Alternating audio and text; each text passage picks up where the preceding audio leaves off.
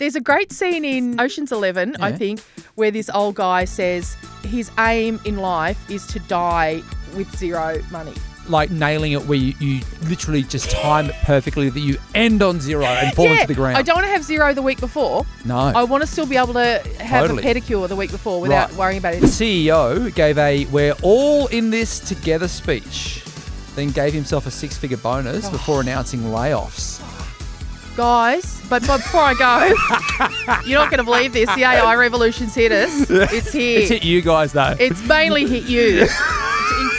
Can we be real, Simon? How are we? Good. I started that a little bit early because I wanted to catch you casual, sitting down. You know, I love that in documentaries where they film the bloke walking in and sitting in the chair. Oh, wow. Just noticed that a lot lately. The other thing I've noticed in documentaries lately is the timeline. Every documentary's now got, there must have been a new thing, a new, I don't know, app or something that's popped up that creates timelines really easily for videos because every documentary has them lately. Is that to let you know, like, hey, stick in there, there's not that much longer to go? No. You'd have to have a lot of little faith in your documentary to let someone know it's nearly over. Just hang in there.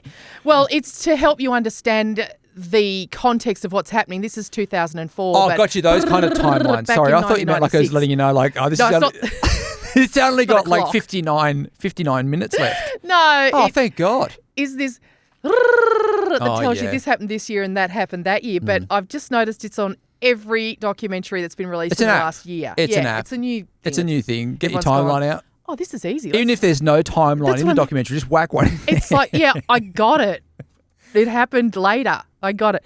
But anyway, that is not what I wanted to talk to you about. Okay. What do you want to talk about? I guess it's part of what I wanted to talk about. You can talk about anything you like, mate. What's top of mind? What's top of mind is a conversation I had with Don Dons the other day. Donna, my friend, and I went for lunch, and she just made a cheeky joke to me, which I loved. And only a good friend can make a joke to this like this to you.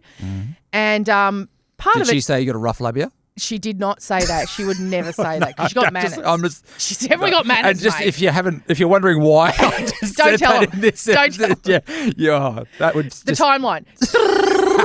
Back to a previous episode. Back to this one. There you go. We'll get that app and we'll put it in. Imagine someone just hearing that out of nowhere going, fucking hell. He just asked her if she's got a rough labia. Brilliant.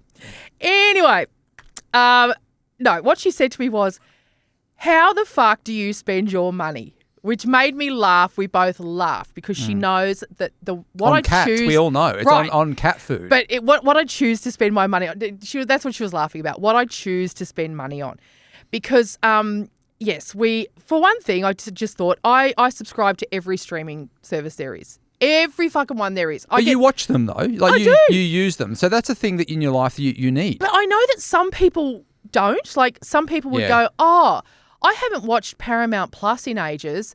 I won't subscribe to. I've got Apple TV. Yeah. For Morning Wars, right? Right, which hasn't been on in fucking years. Yeah. Like I've been paying a monthly fee. I know. To this thing that I'm waiting for the next season to come out, and I'm thinking, Jen, get your shit together. Yeah, I know, Aston. Come on. I know you're doing your bloody Pilates, but can you fit us in? Yeah. But also, what's with that show not coming out every year? I know. Well, this is it. These days. Fuck, guys. Severance was 2 years or something between seasons. It's like, you're having And you do 10 episodes. You're taking the piss, guys. I know it's hard, waiting. but pump it out. I mean, Cheers was on every year. Cheers. You know? Like, come on, guys. It can be done. But and they did like 30 episodes. But anyway, my point is what Donna and I were talking about was I had just finished explaining to her my regime of beautician appointments, which is, once a month for microneedling, blah, blah, blah. I was talking her through what else goes on. And then the next minute we was chatting about the kittens that I'd been fostering. And I said, oh, fuck. And I had to get a vet out on a Sunday afternoon because a kitten wasn't feeling well, had gastro. And she just went, fuck, what do you spend your money on? It's ridiculous. Do you know how hot Donna's like I think she's hot already, right? She's hot as hell. But when she's talking like conservative finance, she's just, to someone like me, mate. When she talks fiscal responsibility. I'm going, fucking Jesus. I know. She's a catch. She's a financial. Yeah. Yeah. Is she a finance? Is her background finance? No. She just likes to be frugal. Her background is vet nursing, but she's an admin wizard. She's just good at admin. I am so hopeless at admin. So there have been times where she has just said to me, just get your mail redirected to my house. And in fact, it was redirected to her home for a while because I had such a stack of unopened mail at my house and she couldn't stand to see it. So it went to her place for a while. So, yeah, she loves it. She loves a bit of admin. She loves getting on top of things. And I'm just not that person. But my attitude to money is that if you got it, spend it. Yeah. I mean, what's it for? What's it for? Well, it's actually for... You know this. What's it for? Mate, let's get into the equity mates territory here. I'll tell you what I think it's for. Or Mr. Boris. I think there's a possibility that I will differ to those other shows when it comes to advice about what money's for. You're not going to go to Can We Be Real? Here's the thing. Let me explain to you what I think it's for first, and then you can comment. Yeah. I think it's for making life easier. Yes. Correct. I agree with that. Okay. So I think it's for... No, but how? Upgrading flights. No. Having nice feet. No. Having your nails done no, so that when you look at your hands, you feel good. All right. Well, these are things that if you feel good, if they make you feel good, then fantastic. Yeah. But money. Uber Eats. No. If you get money yep. and then you put it into something that is going to go and grow, then the money does the work for you, which, this is the thing. This is the Michelle Laurie vibe. Investing is your vibe.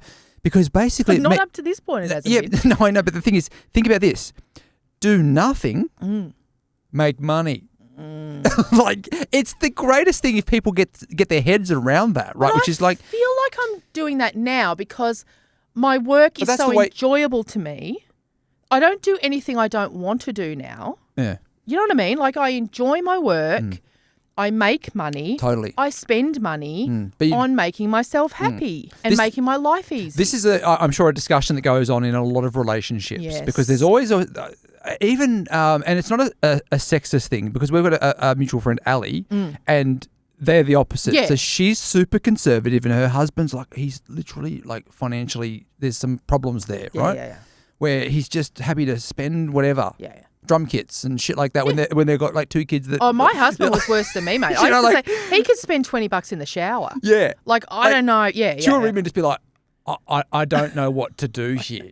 And I'm like, don't let him have a drum kit. Like, you're just fucking just say no drum kit, mate. I know, but I know that's hard in a relationship. Money is the cause of most arguments in relationships, no matter how good or bad anybody is. So do you think that the rich people don't argue?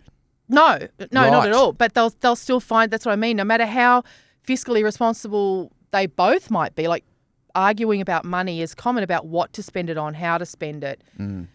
Some people will argue over things that to you and I seem crazy. Rich people will argue about yachts, I'm sure. That to us we'd go, who gives a fuck? Yeah. You're rich, have a yacht. But attitudes to money, come from So childhood. Donna is the conservative one. Is her partner more like out and about spending the money, or how does it work in their relationship? You know what? He's not, definitely doesn't spend money crazily, but he's definitely more brave financially. He's the investor. Taker. Right. You would love talking to him because he's the guy like you. He wants to talk about crypto. She's more, I think all that scares her a bit like it does me. We're just like. I think it scares everyone. Yeah. But it's a very masculine thing, as I've said before. Crypto? Well, no, okay. So, yeah. And we've spoken about this every now and then on the podcast, but I'm trying to work out what Bitcoin, basically just Bitcoin. What the fuck is Bitcoin and how does it work, right? It's a Ponzi scheme. I don't know. Well, okay, but what is a property? What is a house? Is that also a potential property? I mean, we all need one. It's a thing. We need it, right?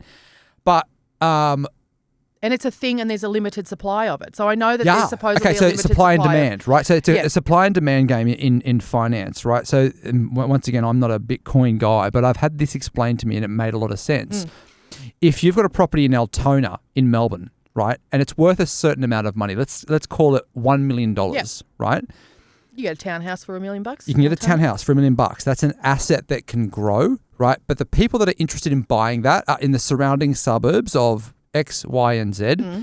Then there may be an outskirt of that may also want to go to that area because they want to get their kid into a school or whatever they want to do, right? So there's a certain amount of audience, and then there'll be interstate buyers. Look, as right? fascinating as this. No, hang on. Let me finish this. Let me finish this. No. This is like a diagram in my brain. It's like a PowerPoint in my brain. So there's I'm doing a PowerPoint right now. No, right? If you're watching the YouTube, there's a PowerPoint right now. Point, though. Equity mates, watch out. I'm coming for you. It's a house is a thing to me. You can live in it. No, yes. but it's a solid thing. Right. Whereas to me, no, but let me finish. Bitcoin is like NFT. No, it isn't even a fucking thing. It's it's a digital asset. It's an idea. It's a digital. Yeah, well, it's an idea, but I guess the idea of someone decided to get the mortgage going, right, and make that a thing, right? It's an idea. But a house is a thing. Yeah. But the thing is, and by the way, I'm not fighting here for Bitcoin or telling anybody to. I'm trying to understand it for myself and why I might put some money into it. Now, I think you're going too far for our purposes. No, I understand what you're saying. No, I think it's good for us all to think like this, which is if there's a small audience that are interested in one property in Altona versus, there's 21 million Bitcoin that are available in the world that people can go and buy, right? But there's 7 billion people on the planet and everyone has access no matter where they are geographically to go and buy that Bitcoin. Well, then so that supply and demand game, that changes. It's stupid because it is stupid because where the fuck did it come from? It's just an idea. It's an idea. A thing. It's a new finance system. A house is a thing. Like a block of gold, a gold bar is a thing. And the only reason why it grows in value is because of the supply and demand factor, though, right? As in an amount of people that want to get into it. Because of a cultural idea that people think they're going to get a house, you're going to get rich. rich. Exactly. No, I'm talking about Bitcoin. Right, okay, yeah. This is just a cultural fad of I think I can get rich because it's always in the news. Totally. And it's a growing. Yeah, no, I completely agree with you. I'm invested in a house, by the way. Yeah. That's where my money is, in a property. So I'm not arguing for Bitcoin. I'm trying to work out when I'm seeing these headlines, is my money, and I think there's a lot of people that will be listening to this podcast now as well, whether they hate Bitcoin or love it, they must be looking at the headlines like I am and going, should a piece of my be in this thing? I am not trying to get rich quick. I am quite conservative, actually. Yeah. To me, Bitcoin is my dad buying $2,000 worth of scratchies when they're invented. It's I've said this to you before as well. Don't you just wish foolish. that you and I, back in 2016, when we were working together and said to each other, "Oi, mate, you got $1,000?" And we both go, "Yeah, we got $1,000." But it's this that drives people to be buying it now. It's stupid. It's like, I wish, in 2010, I'd bought a house in, any one of these places where it's now worth a lot more. But you didn't. It's pointless. It's this kind of thinking is what's creating Bitcoin. It is not a thing. FOMO. By the way, I'm not arguing with you on. I'm not arguing about Bitcoin at all, but I'm just saying that. But there's a fascination around it. I'm not going to put any of my money. None. Into Bitcoin. You wouldn't even put a percentage you're willing to risk? Nah. It doesn't factor in my life. Interesting. I don't care about it. I think that's the thing I'm processing at the moment. What amount of money am I willing to just basically piss up against the wall, right? To me, that's you might as well go to the pokies. Yeah. I honestly think they're exactly the same. Well, yeah, I guess. And I'm not going to do that either. But is that what financial investing is in a way? Is there an element of it going to the pokies but making a judgment call on something? I think because what is investing? I don't know. I think investment bros would say to us, and Mr. Boris would say, well, no, there's conservative funds. You can go and buy Commonwealth Bank shares. It's not going to grow very quickly. But it's safe. I think there's a way to go that's really basic. It's steady. Yeah, steady. Yeah.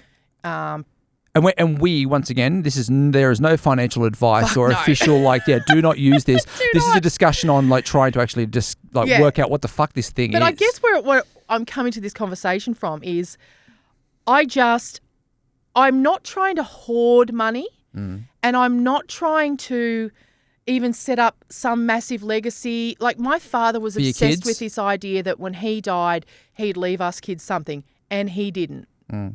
So I think that's informed me to say I'm a bit kind of live for today. And I feel like my kids' lives are their own lives. I never was given any money. So they'll be fine. They'll find their own way in life. They'll make their own money. If I do leave my kids sometimes when money, you're handed money, yeah, you can actually make bigger mistakes because you don't understand how to respect money. Yeah. Like I think when you actually have to make it. I think if I leave my kids any money, it'll be a very happy accident. I think that's the way they should look at it.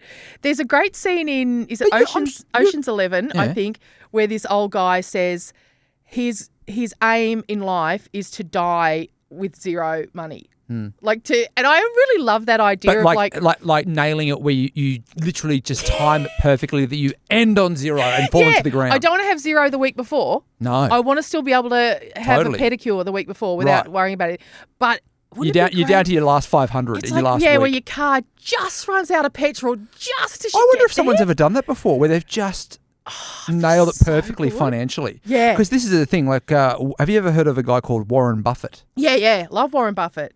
He has that much fucking money, but it's not like leaving it to his kids. Yeah, but then also, why? This is it. But he also gives a lot of it away, same as Bill Gates and certainly his ex-wife Melinda Gates. They give away so much money. I've been on a trip for an aid organisation. No, well, thanks to Melinda Gates. Sorry, the Gates Foundation. Hang on. Okay, so you're going to talk us through how did you get this? It was when I was working with Save the Children. Yeah. The Gates Foundation funded a trip to refugee camps, and I was like a chaperone for Save the Children because I worked there properly as a job. Like I wasn't an ambassador or anything. Not Bali. No, not Bali. No, it was to Lebanon.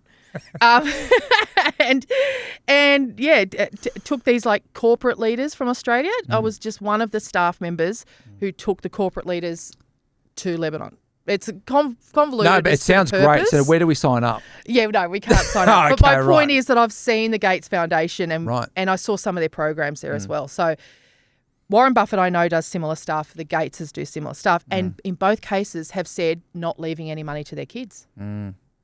Why? Because they agree with you. They feel as though it would actually inhibit their children's drive and productivity, and it would actually like stifle them. Because you'd be like Macaulay Culkin in Richie Rich. Right? Just asking for water slides in the backyard and shit like that. Just ridiculous shit. Because I think they all feel as though it was the lack in their own childhoods that propelled them, gave them ambition, gave them a work ethic and all those things. And again, I've spoken about this before, but this podcast I heard with Gordon Ramsay ages ago now, but it stuck with me because he was talking about the same stuff about how he thinks that poverty in his childhood is what is actually behind his This is energy. the thing though. Let's bring this into the real world, Sure. right? You and your dad had a bit of a tough relationship, right? But he is the Warren Buffett of Australia now. Let's just say that happened, right? Oh, okay, obviously, right. I thought you were actually trying to draw some correlation. Your dad Let's pretend he was. He was Warren Buffett, sure, right? But he's the same guy, right? He's the same guy, but he's as rich as Warren Buffett. And then he says to you, Michelle, I've been a bit of a dick to you your entire life. But also, just to finish this off, I'm going to give you no money. I'm not leaving you a dime. Now, come on. Oh, furious. Can We Be Real would go to a whole nother layer? Because I want to also say, this is sort of very white privileged, isn't it? For Warren Buffett to say, hey, it's okay, everyone. I'm not leaving any of my billions of dollars to my children. I'm going to make them work hard. Yeah, but they've got 5 houses. Yeah, you've already paid for them to go to the most exclusive schools, the most exclusive universities, and they, just by virtue of living with you, they have met the world leaders. I feel like whatever school and whatever university they went to, those kids, they had no problems making friends. Right. Or getting A's. Or they probably had buildings named after their fathers. Yeah. I'm saying in order to really make it work, you would have to do what my father did, which is you would have to say, okay, I'm Warren Buffett, I'm a billionaire, but I'm sending my children to Harristown State Primary School in Toowoomba, where a lot of the children don't own shoes. And then, I'm not, we're going to live in houses that are a bit Fawley Downy, and, or you'd have to actually raise kids like that. You can't suddenly pretend you're being this hard ass who's showing your kids the real world. Yeah. When you've already given them all that privilege before you die. Yeah. Money, mate. Money, money, money, money. Yeah. You're like Paul Clifton over there, aren't you? Yeah, yeah, I'm full of it. Look, if you want my financial advice, I'll tell you where to get a great pedicure twice a week. Make sure you do it every You don't 2 like weeks. talking about money though, do you? I hate it. You I hate it. money. You hate money. I do enjoy talking about it for some weird reason. I guess that's part of my attitude of liking to spend it. It's like, don't want to keep it. Get rid of it. And I think... But can't you get... can't you still have that same attitude, getting rid of it into things Yeah, of course you could. that can grow? Of course you could. I'm bad. I'm bad with money, absolutely. I'm the first to say it.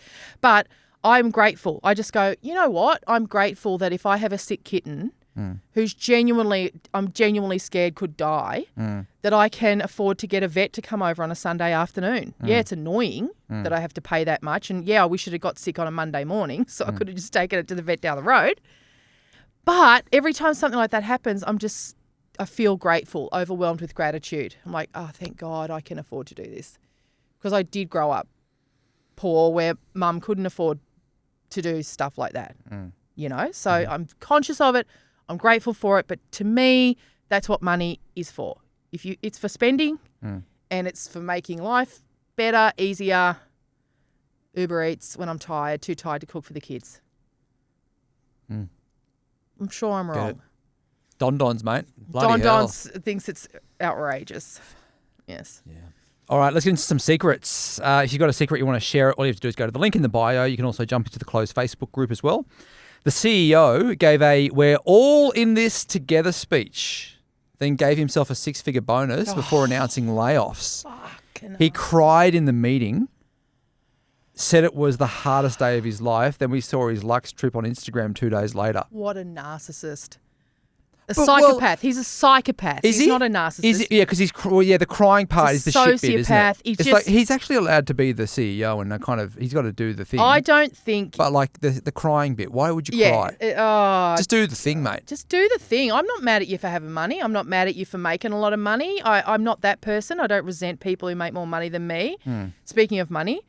But using the tears, the crocodile tears. I don't think, as a CEO myself, Simon... Are you? Yeah, I am.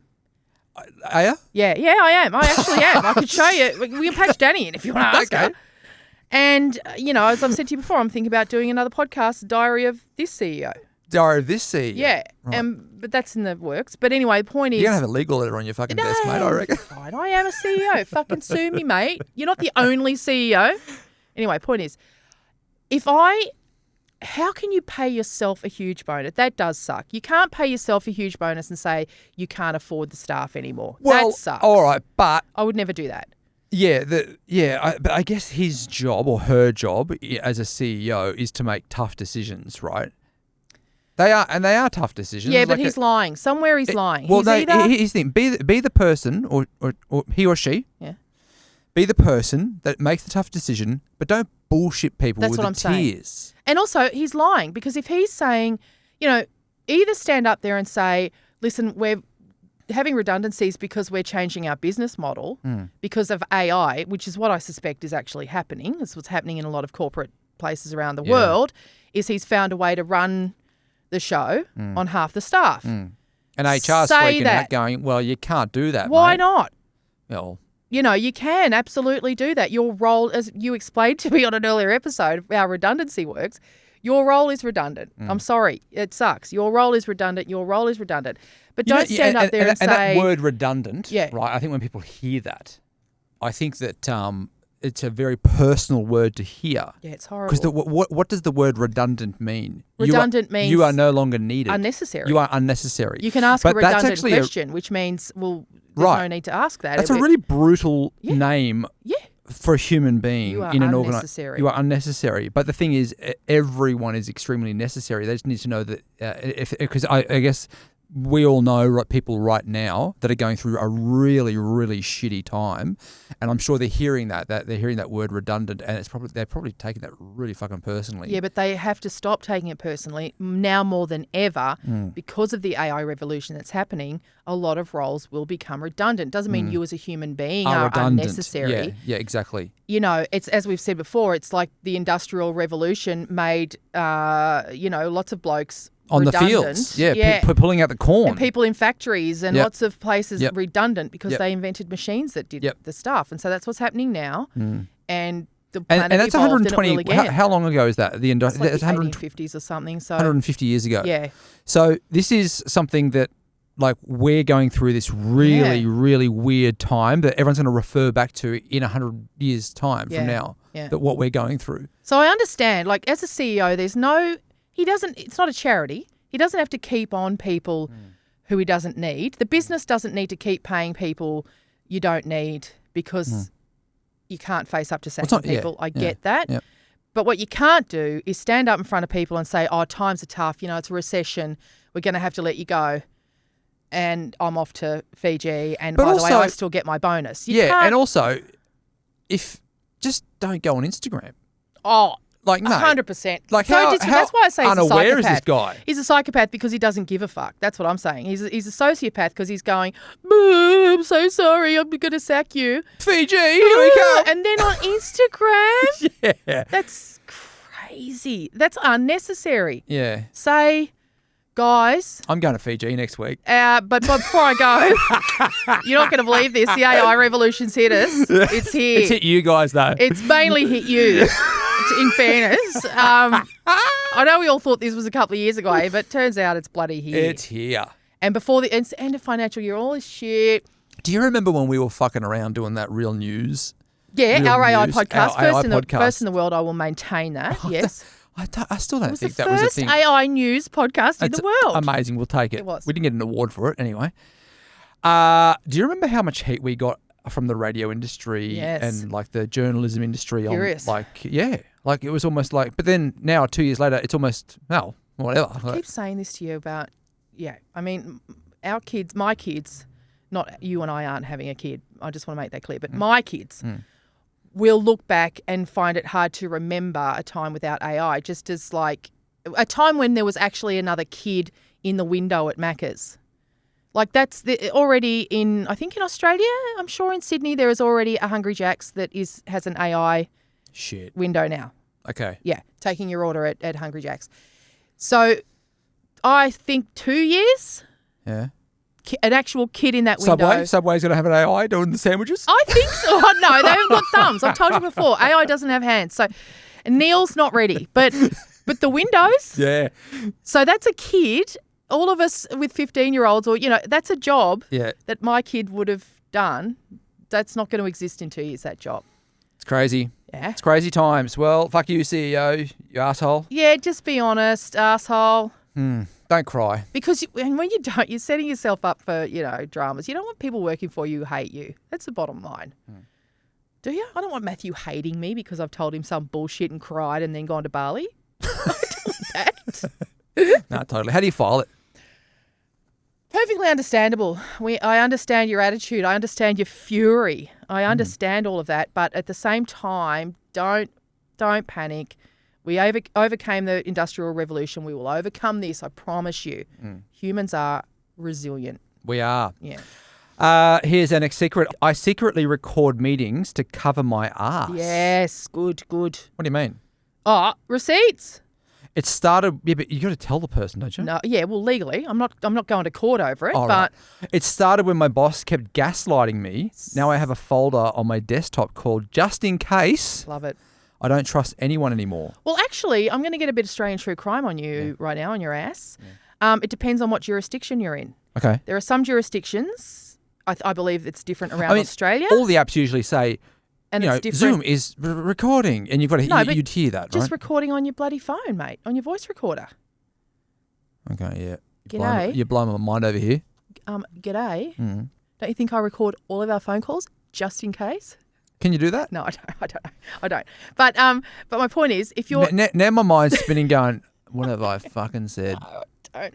But if you're in a physical meeting, having the old phone recording. Brilliant idea. But now, hang on, that's got to be illegal though, right? Well, you've got to say to everybody, hey guys, everybody, I'm recording this meeting. It's different in every jurisdiction. So in some jurisdictions, in some places in Australia, in some places in America, state by state, it's a state by state thing.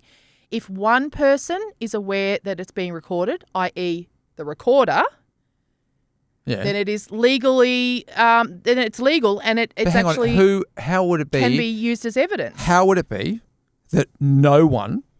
Well, exactly. But what I'm saying is in some jurisdictions, if both people are unaware, then it's illegal. In some jurisdictions, you have to say to someone, I am recording this conversation. Otherwise, it's illegal. Which I would. But sometimes only one needs to know. Because the thing is, we're all thinking now, oh, okay, let's go record. But then we don't want that happening to us. Well, don't be an asshole, I suppose. Don't do anything you'll regret. And what this person is saying... No, but there's still things that, like, for example, I'm sure there's people that want to have conversations. Yeah, we don't want to be recorded all the time. But, I mean, if you recorded me all the time, it'd be pretty fucking boring, to be honest with you. Yeah. Because I save everything interesting I have to say for now. Can we be real? Yeah, right. But what I'm saying is... No, but okay, like, think you've about... been in workplaces where we've had meetings with people... We've said some real fucked up shit. No, let's be honest. We have. Well, yeah. Like, we've said something. Oh, that would be so embarrassing if someone heard me say that, right? That's what I'm thinking. Thinking more about what this lady's saying, what this person's saying, which is meetings. Oh, the gaslighting. Right? Fuck, yeah. We've all had bosses. No, this is what I'm saying. When it's happening to someone else, yeah, it's great. I think it's great. But we've also got to remember if these jurisdictions are saying, yeah, it's no drama, that could be very quickly. That's the thing. Well, that's the part that it could be real shit. I mean, here's the thing. My point is to this person that is doing this, and you're saying that it's no drama to do this. Depends on your jurisdiction. It could be happening to her too. Absolutely. But I think because she's recording herself, I suspect that she's acting like an angel in meetings because she's keeping them for a reason. Yeah. And you don't want to edit them. You want, I mean, I don't think she's probably using them for legal purposes, but you don't want sounds like they're going, hi, and I hate you. Yeah. You don't want to edit it. But I think it's probably more about maybe a higher boss or someone else to be able to go, okay, I have recorded her to prove that she is saying Well, what's this the bloody, what's that movie with, where it was all about tearing down Fox News and she had to get the Bombshell? Is it Bombshell? Yeah, I love that movie. There's Bombshell and there's also The Loudest Voice as well, which is with... I don't know that one, but... Yeah, The Loudest Voice is with Aussie actor, bloody Russell Crowe. Rusty playing the creeper. Oh, I haven't seen that, but I will. Oh, it's on Stan. It's great. Okay. Yeah, you'd love it coming from the industry that we worked in. But no, I have. And he's Roger Ailes. Roger Ailes. Yes, I have seen it. He's fucking amazing. Brilliant. Yeah. And Bombshell's about the same guy, Roger Ailes. Yeah. But it's more focused on the women. He was getting pounded on movies around that time, wasn't well, he? it was an incredible story, and everyone in the media hates him. Yeah. Or hated him. I think he's dead. But Bombshell was so amazing. Nicole Kidman, Charlize Theron. And they were doing the recording. To catch him. To catch him in his sexual harassment. So in that kind of scenario, record away. Because I believe in that jurisdiction. It's fantastic. It's legal as long as one person is aware it's being recorded. Yeah. So I suppose to answer your question, when it would be illegal is if I put a recording device up in that vent and recorded you and Sonia chatting in here about something. So that's illegal, right? That's illegal. Because you're not in the room, right. Is that right? Because neither of you know you're being recorded. Right. And even for the coppers to do that, they would need a warrant. A warrant. Right. See? We're advised, just some friendly advice to all of you out there considering surveilling each other. Hang on a sec, though. Okay. In the movies, and you're the Australian true crime person, but when it comes to crime, my reference is usually CSI or... I get it. Some SUV, kind of movie, SUV. maybe Mission Impossible. Okay. I don't know.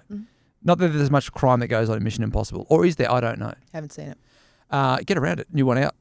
Not into it. How do they do it where they sit outside in a van Yes. and record conversations like when they're doing a sting? Do you mean the police? The police. Have a warrant but to do no, that. but hang on. Yeah. To have a warrant, you have to tell the person, okay, we're gonna do this to you. No. You go to a judge. Oh, right. And you ask and you present him with evidence and go, here's all the evidence we have that is So far, worth it. Right. And do you give us a warrant? Yeah, the judge has to decide if the evidence you have outweighs that person's right to privacy. Right. So that can happen. And then the police are allowed to go and sit outside and listen in and all that kind of thing. Tap phones. Yeah, wow. Listen in all those ways. Which is obviously a good thing when they've got enough evidence. And that's actually, when you think about that, that's great. That's the trick. Yeah, you got to have enough evidence to go to the judge and have him go, yeah, okay, you can listen to this guy for a period of time as well. It's not indefinite. You get a warrant for a period of time.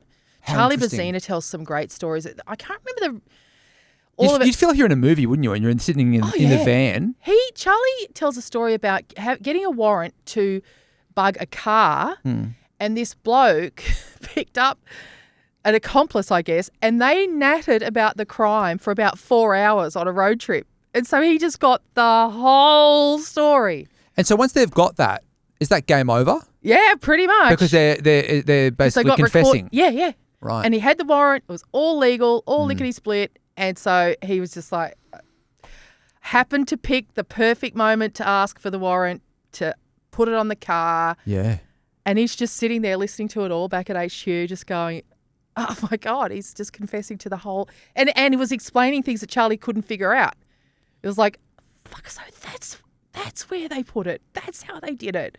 Brilliant. He would feel like it's like a movie, isn't it? Yeah. It's in Charlie's life. You'd need to have the Pink Panther theme song playing all the time around that guy. So cool. Yeah, you're right. Dunna, dunna, dunna, Mr. Vizina. Dunna, dunna, dunna, dunna. Because most of the time he's just getting around like a Maltese granddad. Getting around Melbourne these days. Yeah. But underestimate him at your peril. Yeah, totally. Dun, dun, dun, Is Pink Panther even is that about what's that? Yeah, it's about sneaking. Yeah, it's about sneaking. Yeah. Detective Clouseau. Yeah. Oh, is it really? Yeah. There you go. Yeah, God, old reference. Shit. Pink Panther. Yeah. So I went back further than John Cleese that you did a few episodes ago. Sort of frame of reference. I'm like, I remember as a little kid. All right. Well, if you've got a secret you want to share it on the podcast, all you have to do is go to the link in the bio, or you can jump into the closed Facebook group as well. We'll catch you again tomorrow.